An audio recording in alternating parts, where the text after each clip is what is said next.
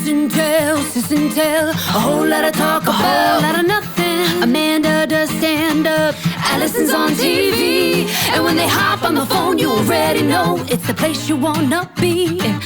Sis and Tell, the podcast that's so sweet. Oh, Sis and Tell, Sis and Tell, a whole lot of talk about, a whole lot of nothing. Sis and Tell. Hey, Allie. Hey, man. How are ya? Just eating weird things. Eating weird things. Yeah. So this is what I had for dinner last night. Are you ready? Yeah. I had these really delicious garlicky green beans, and I had baked beans. Well, they say beans, good for your heart. That's like an Uncle Billy meal. He could subsist on beans for the rest of his life. Maybe beans and vodka. Or an Uncle AK. Billy? Yeah, it's beans like and potatoes, I mean. Right? And it's ketchup. Right, but it's because we just had our B'nai Mitzvah weekend for our twins, Oscar and Ruby. Not that you need to know, but whoever's listening who doesn't know. And we got things catered, and there's the most random leftovers. And our close friends happen to have a B'nai Mitzvah the same weekend, and they live 5 minutes from us. And I was on the phone with my friend Mo for like 2 hours, and we're going through both of our weekends. And she's like, I have all these leftovers. And I go, I have all these leftovers. I'm like, we should have dinner together and merge our leftovers. But then we started going through. That's a double mitzvah. We started going through all of our leftovers, and none of it made sense for a meal. Like, she had like relish for bagels. You know what I mean? Like the accoutrements that you would put on like a bagel. And we relish. Who puts relish on a bagel? Not relish. Not like the capers. No. Like whatever you want. It's like the onions, like Bermuda onions and tomatoes or capers, okay. Whatever. Right, the bagel addendums. I don't know. What do you put? The accoutrements, the bagel accessories, the bagel accessories. Yeah, those would have gone good with all of the beans. Right, none of it made sense. Little salad. Well, I have to say the B'nai Mitzvah was phenomenal and personally life-changing. And I say that because I was struck not only by how awesome your children did, but also that every single one of the young women at the B'nai Mitzvah showed up in these adorable dresses with sneakers on.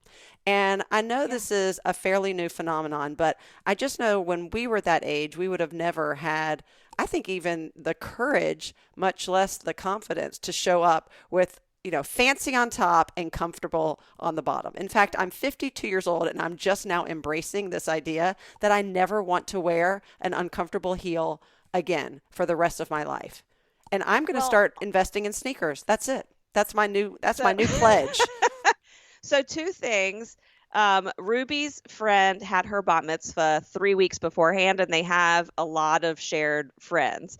And she warned the girls. She said, if you wear high heels, you are going to regret it. So she was like, you all wear sneakers, and it's really like the lifestyle sneakers that they all have, like the really fun Nikes. So I think they learned that if they didn't wear comfortable shoes to that bat mitzvah, that they were going to regret it because it was all about dancing.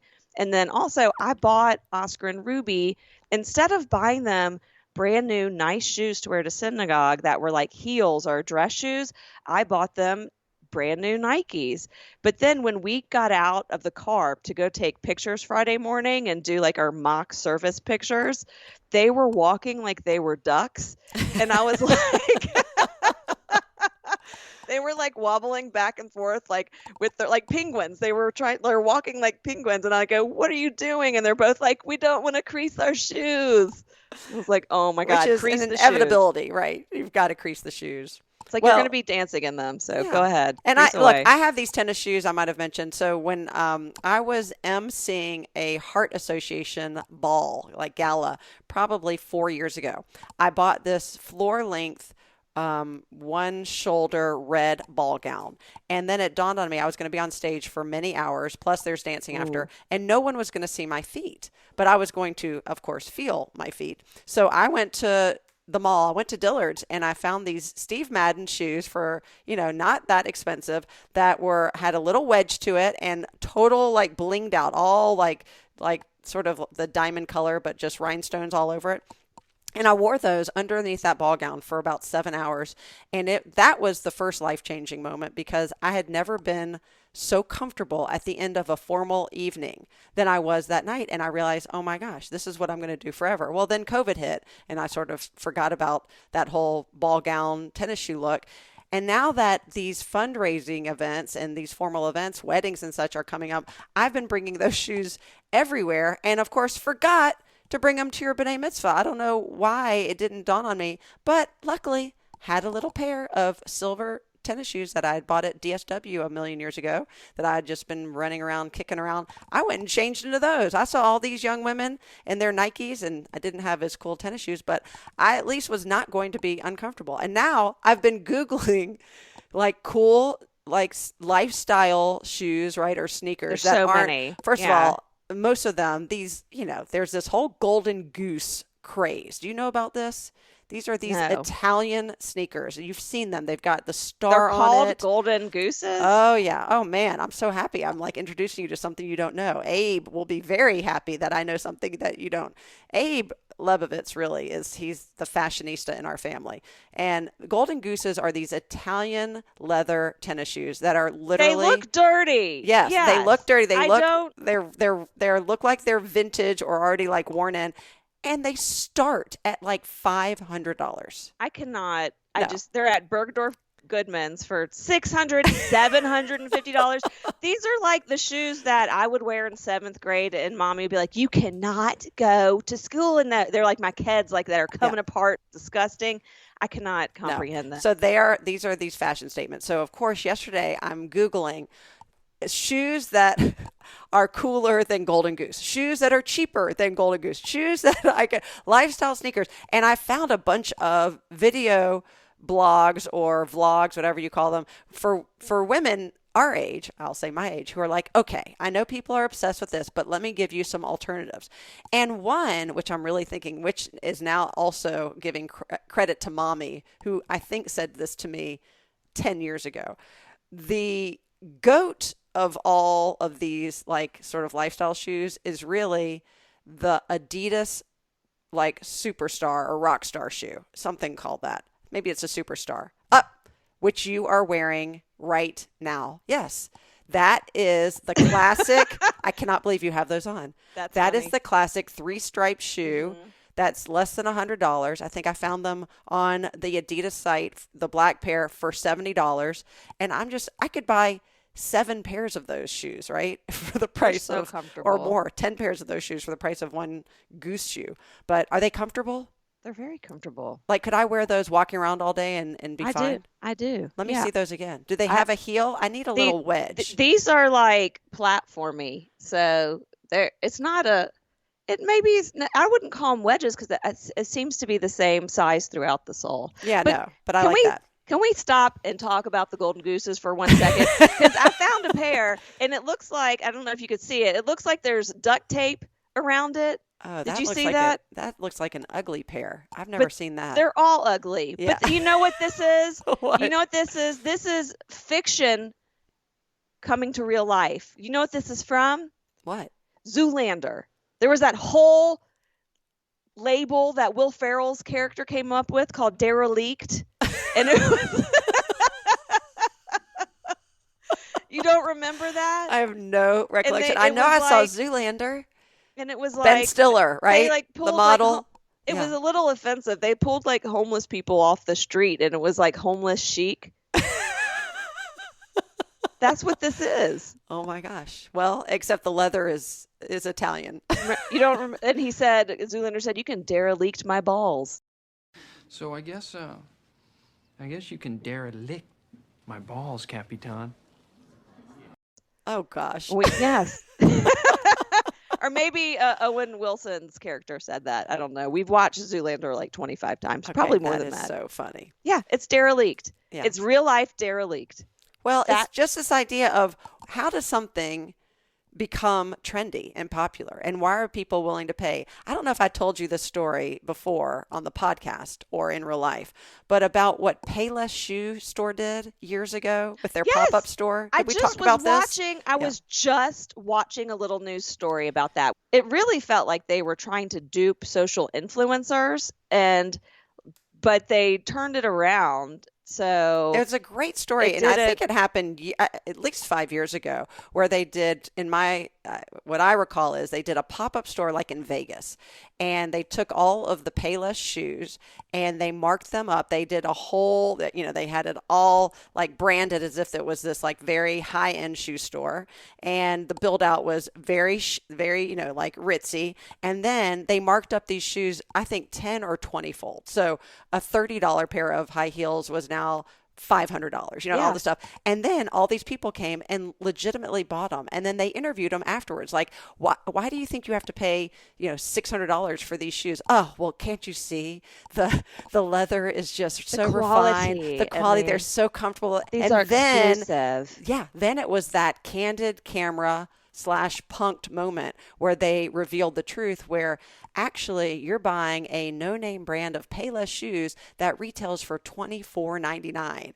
And these people, of course, were totally shocked. I'm sure they were embarrassed. But I think Payless did it with a sense of grace and gave them their dignity, because they said, look, this is human nature to believe what you see. And we're all we all fall victim to that sometimes. Not only did they let them keep the shoes, they refunded 100% of their money and said, the shoes are on us, but we wanted to prove a point that never judge, right? A shoe by its shoebox, a book by its cover, whatever the saying might be. And I think it's just a reminder that you don't have to, now I'm going to sound like a Payless commercial. You don't have to pay, you don't have to pay more. You can pay less and get more. By the way, I don't know if Payless exists anymore. I don't think it does. Payless for me is DSW. I love that place. Not as cheap, but also DSW. Not as cheap, yeah. Payless was the Payless shoe brand. DSW has actual brands. It's not like and maybe they do have a DSW. Yeah. I wouldn't be surprised if they didn't have one. But here's what I love about DSW. It is the intersection of what I love, which is I really want to shop in person, but I like shopping online so I don't have to talk to anybody. And DSW but DSW has all of every shoe has all of the sizes underneath. So you're not saying, I need this in a 9. Oh, can I try the 9.5? Do you have it in black? It's literally, it's out there. You try on the shoes and then you check out. The only time I have to talk to somebody is at the very end when they say, will this be, I was about to say cash or credit. Nobody asks you if it's going to be cash anymore.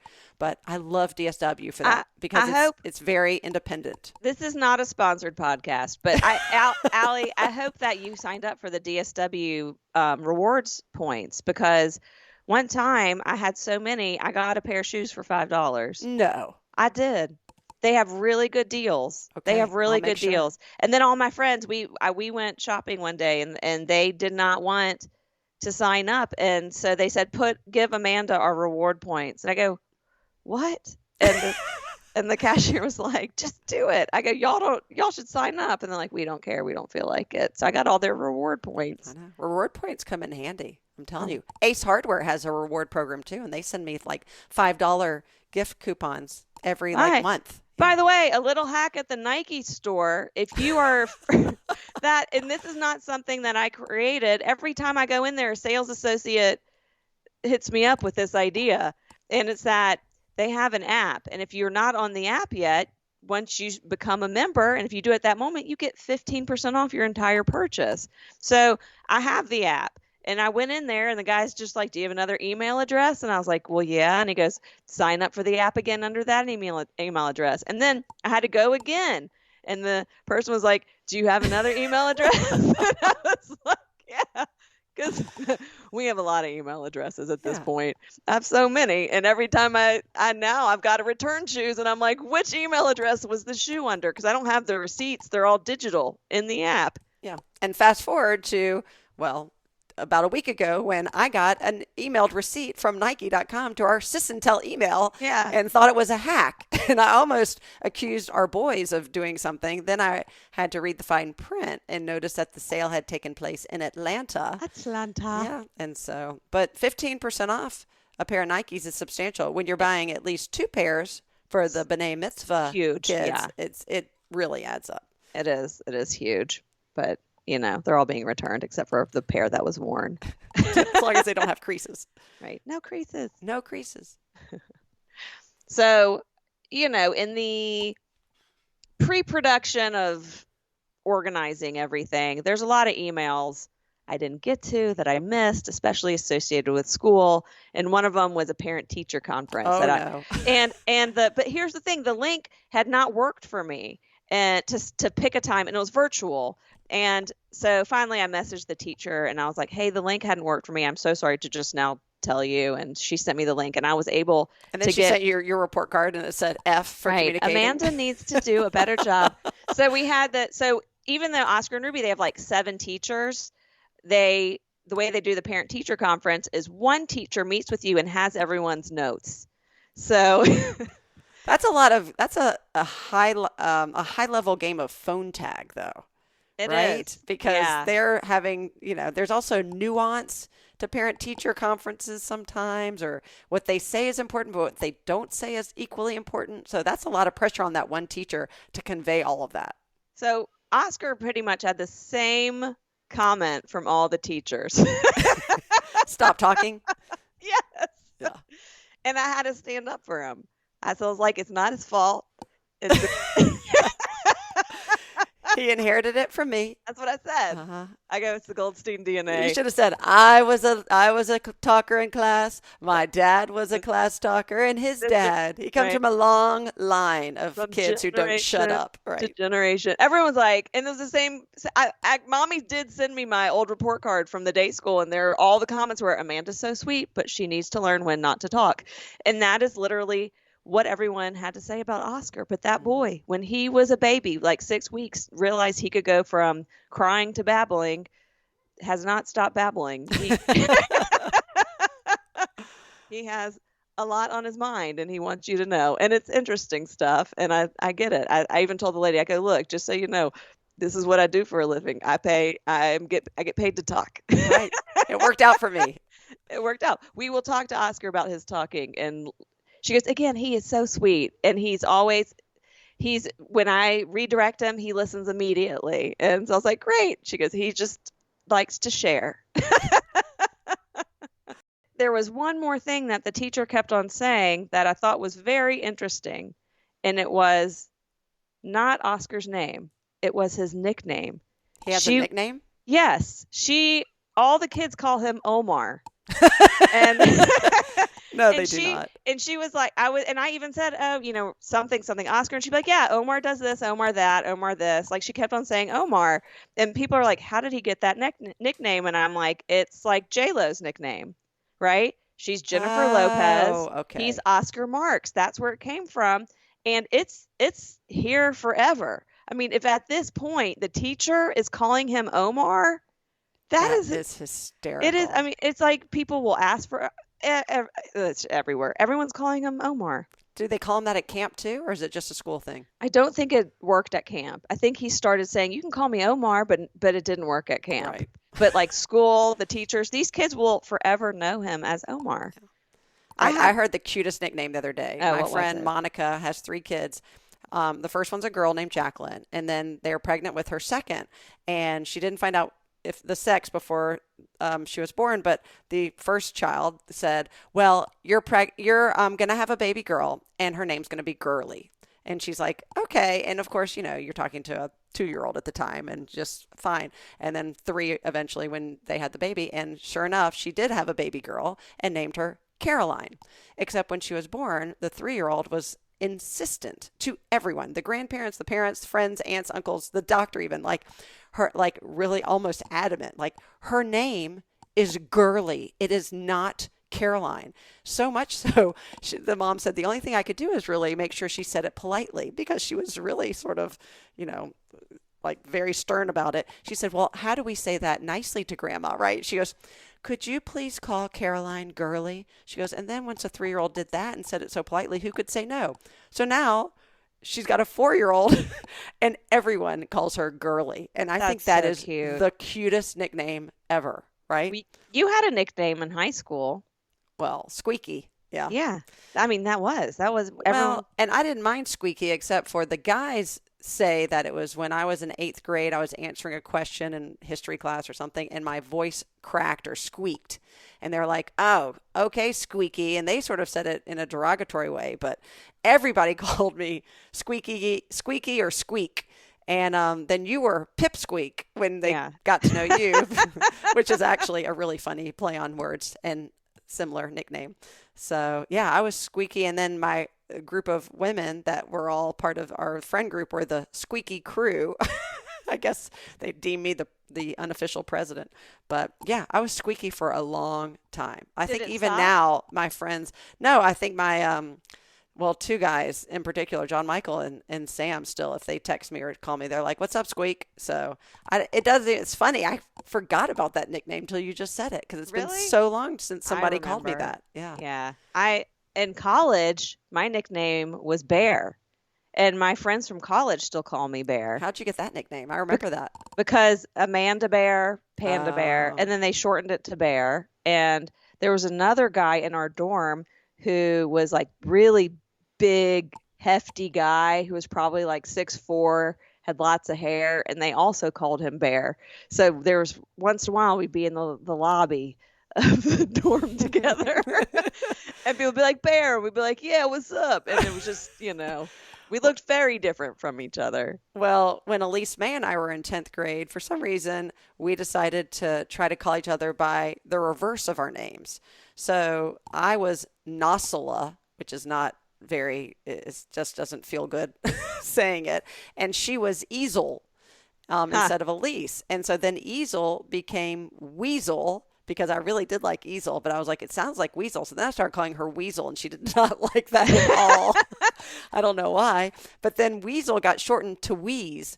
So now she is, to this day, she is Wheeze. I cannot stop calling her Wheeze. You do and call her that. she would, well, every so often joke at Nosla, but then she had to figure out a new nickname for me. So she just made up Bulldog. And to be fair, Wheeze, if you're listening, which I know you are because you're a super fan, Bulldog really didn't stick. But now she just calls me Allie like you do. So there are, my family calls me Allie. You call me Allie. My cousins call me Allie. There are a few people in the world, when I say the world, like the outside of our immediate family or like my best friend group, who call me Allie, and it sounds different. It's really funny. Well, and then people from the podcast have started calling you Allie, and you're like, please don't. And they can. Look, I'm just happy they listened. Call me whatever you want. Just keep listening to the podcast. So my sister's happy. But yeah, nicknames are a funny thing because sometimes your parents give it to you and it sort of sticks. Sometimes just the world gives it to you. We were adamant when we named Arthur that he was never ever called anything except Arthur. And to this day we have never called him anything but Arthur. Now at camp, sort of as a joke, they would call him Artie or Art, or maybe sometimes Art Fart, or something silly like that. But really, I mean, I would say 99.9% of the people who know him call him Arthur. So I think the rule of thumb we've done our job. We've done our job. The rule of thumb is, though, you cannot come up with your own nickname. That never works. Sometimes. Well, I will say there are exceptions to that rule, because my sister, follow this rabbit hole. So my sister-in-law Beth, one of her best friends from high school is named Fluff. Oh, okay? Yeah. Yeah. Her real name is Jane, but her nickname is Fluff. And Jane was literally never called Jane because at birth, Fluff and all of her siblings, I think cousins, were given a nickname. I think by the grandmother, if I'm remembering the story correctly. Beth, you'll have to tell me what's the real story. But I'm pretty sure at birth, they were literally just given a nickname. She's like, her name's Jane. Great. We're calling her Fluff. And I'm not sure if it came from fluffy hair or whatever. But I mean, she has a sister, Kippy. They all have these. I think she has another sister, Presh. I don't know if all these names are just coming to me. Southern. It's so Southern. But I don't think anybody, and I don't know if Jane even goes by Jane professionally, but she is a Fluff. I could never call her anything but Fluff. I remember. She's such a Fluff. Yeah. I think she got the nickname because when she was born, she had that like peach fuzz on her, like the baby peach fuzz. Yeah. And that's why she was called Fluff. Right. But that goes against your theory that you can't be given a nickname at birth, because that one has stuck. Yeah. That's not what I said. Oh, what'd you say? I said you can't give yourself a nickname. Oh, I got you. Not that you can't have it from birth, because as we know, girly and fluff, yes. But I'm saying you can't. But someone else has to bestow it upon If you're you. like, I would like a nickname, it doesn't. Right. Right. Give me a nickname so I'm cool. Yeah, it doesn't. I guess it's one thing if it's an abbreviation of your name, but a lot of times the abbreviations of a name are actually much longer than the actual name. Well, Alan and I are already having discussions with the boys on what our grandparent name should be. And nobody is in agreement there. Literally. No, and they don't get to name you, and neither do the children. You get to come up with that. Ruby's already talking about that. I'm like, why? You just had your bat mitzvah. Right. Well, because they said since there's no more b'nai mitzvahs, that the next are going to be, the weddings, which hopefully are for a very long time, and then kids even further off, grandkids. Right. But I disagree too, though, because we helped come out with Nini for mommy's name after Arlene. She wanted to be called grandmother. Or do you know the other option? Big Mama. Right. Which she is neither. And Alan's dad, his formal name is Charles. And again, no one calls him Charlie or Chuck. If they do, we know they don't really know him. But Charles's nickname as a joke is Papa Chuck. And Alan thought of that. And it has stuck for, 17 grandkids worth, or 14 grandkids worth, sorry. All 14 grandkids have called him Papa Chuck. So I want to be called, personally, I want to be Allie and Alan, who his nickname is Albo. And I think that's cute. Allie and Albo. I also like alliteration. So that.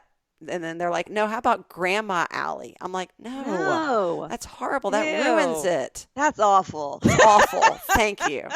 I'm just not answering to anything I don't want to be called. So speaking of awful nicknames, you don't want to be called. Aaron, when we first started dating, as a joke, started calling me this nickname. And which I'm getting ready to reveal. And I would start getting mad. I was like, you cannot. I was picturing like a lifetime of being called this. Are you ready for it? Is it Pookie? Very close. What is it? Pookums. Pookums. Yeah. Like as a joke, like It was like from Gilligan's Island. Pookum. Oh.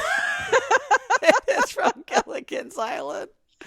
After like a week of doing it, I was like, he was then in a habit of doing it. And I was like, you cannot. You got to stop. I go, you have to stop. And the same thing happens with this is not a nickname, but my mother-in-law, very sweet. She saw one time that I had frog slippers. So she thought I was really into frogs. So she got me a frog gift. And I immediately was like, and this was very early, and we were just engaged at that point. And I go, I have got. You got to nip that. All right. You got to nip that in the leap pad or whatever it's called. The lily pad. Yeah. You got to nip that in the lily pad. Yeah. Picturing a lifetime of getting a little note that said, to our daughter-in-law Pookums, here's another frog for your collection. Oh, no. It did not say that. No, it didn't. No, that was what was like the equivalent of the Pookums, but in gifts. And I was like, thank you so much. This frog statue or whatever we got. I go, that's adorable. Just so you know, I'm not like frogs is not my thing. Actually, cows. Actually, diamonds are my thing. Right. I collect golden goose sneakers. So if you'd like to just start sending me those, that'd be great. Anything with geese. The exclusive Nikes that are limited edition. That's what I collect. I did notice in your house, someone noticed that you have some old cameras. And, I have a camera collection that I started really by default. I wasn't intending to collect cameras, but when I was living in Chicago in my 20s, I think I was at some like flea market or something. And because I had gone to film school, I just was fascinated by the evolution of film and cameras and everything. Because we had used 16 millimeter cameras in school. And so I just loved all of that, just how they had evolved. So I saw some, and they were not high price. I probably got my first cameras for like $12 or $24. And then I started realizing how many different varieties there had been over the decades. And so I collected. And then I saw you had a few on your mantle. Yes, those were not bought. Those were taken. From your father-in-law? No, from our father. He had old cameras? Yes. I don't know if you... Oh, like owned them? Yes. Oh. Before there was the 50-pound camera that Stuart was lugging around on his shoulder in the 80s, there were these old film cameras. Dad had them in Vietnam, And then he had all of our early memories. We've got all those film reels and the projectors. Right. That you would have to pull out the screen. I was the only one who would, once I figured out how to do it, I was the one pulling it out, but it's from when we were really little. And you got it the old-fashioned way. You stole it. You're so smart. I didn't even wait to inherit it. I just took it right from him. I'm so proud of you, Pookums. Thanks, Bulldog. Well, thank you for listening to the latest Sis Tell podcast. Don't forget to share us with your friends, share us with your family, share us with your foes. As always, this has been Amanda and Alison with a whole lot of talk about a whole lot of nothing. We'll catch you next time. I can derelict my own balls, thank you very much.